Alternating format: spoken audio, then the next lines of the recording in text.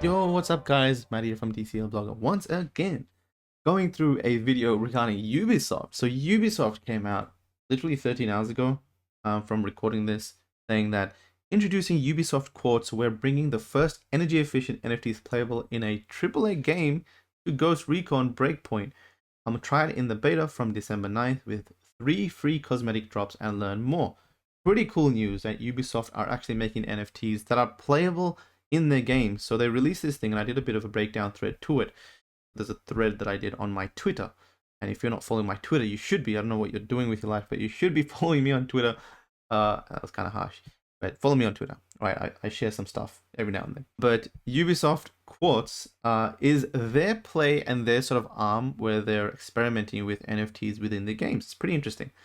So they kind of made a separate sort of arm venture where they're going to call it Ubisoft Quartz, and what it is basically at this stage, there's 3 different NFTs which you can get for free if you're a player of Ghost Recon. So they've got a couple of parameters around this where they've said, if you are a player, here we go, to qualify to acquire Tom Clancy's Ghost Recon Breakpoint digits, they call their NFTs digits, right? You will have to reach XP level of 5, the game, be at least 18 years old, and live in an eligible country. So gear up ghosts.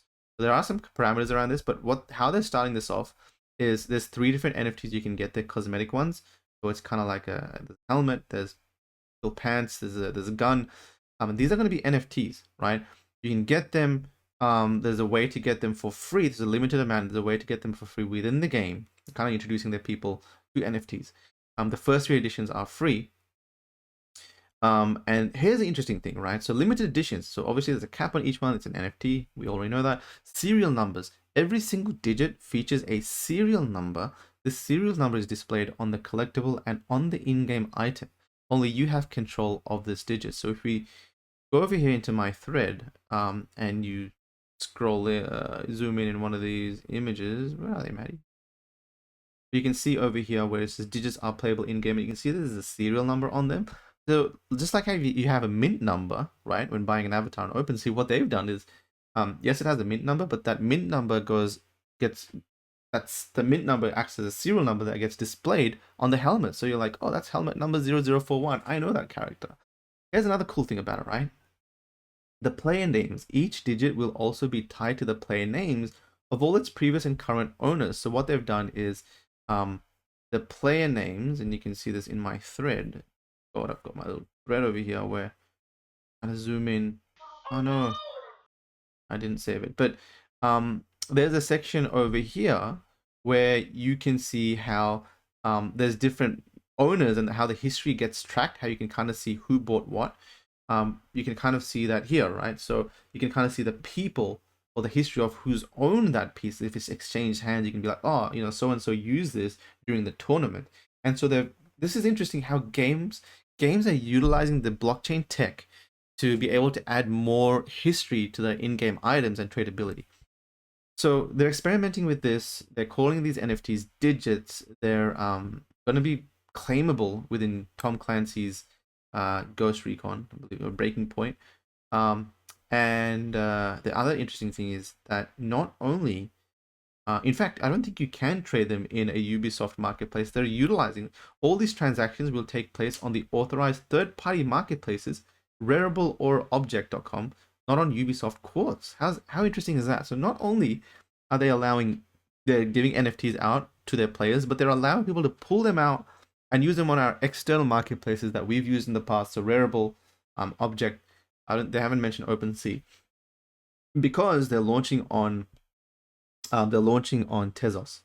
So they did mention as well that they're launching on Tezos because of the environmental issues, and obviously it's scalable and all that sort of stuff. So they've been, the proof of stake blockchains where NFTs are much less in terms of environmental impact. And you know what? Like, companies have to be thoughtful about the environmental impact of the tech that they're utilizing, because they are already, as a heavy tech company, contributing, so they can't contribute more. I think they also maybe they have a quota, who knows.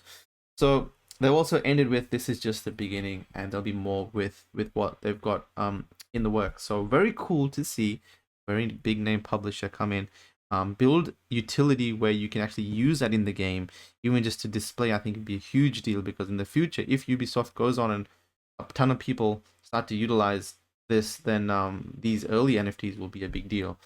The interesting thing is, if you actually go to the Ubisoft announcement, right, and you just have all these people just hating on on it, right? This guy's like, this sucks, and then there's me trying to ask why.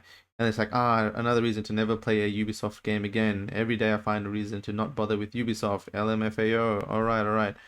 Then you got Loops going in to say something. Hell no, take this shit, throw it in the trash, and never think of this stupid idea again.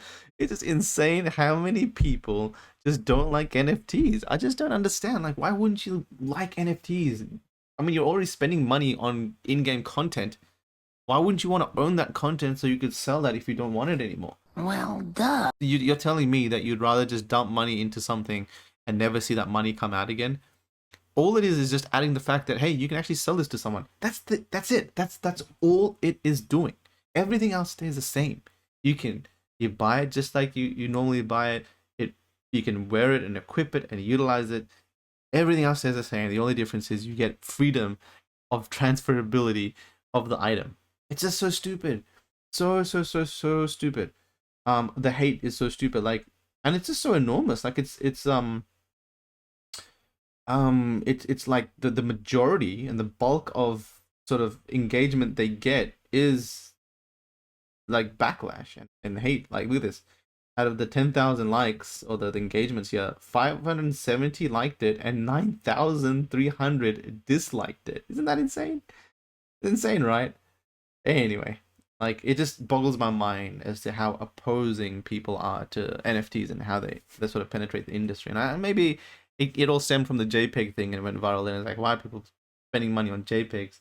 People don't understand the technological benefits of this, and I don't think they'll ever understand. I don't think they'll ever understand the tech and be like, so I can sell it. That's the difference between an NFT. I think they won't put two and two together and be like, well, this is what an NFT is. I don't know. It just, at this point, it's just like an uphill battle. But anyway, we keep doing our thing and pushing NFTs and what they can do, and we know for a fact NFTs are going to be awesome in the future. And whichever AAA game studio can convert their fans and utilize that as a new game model, it's going to be absolutely enormous benefit to them. So just some comments on Ubisoft. Very cool to see them enter the scene. Let's see what they come up to into the future. Guys, follow me on YouTube. Follow me on DCL Blogger on the Twitter. If you haven't already, take care.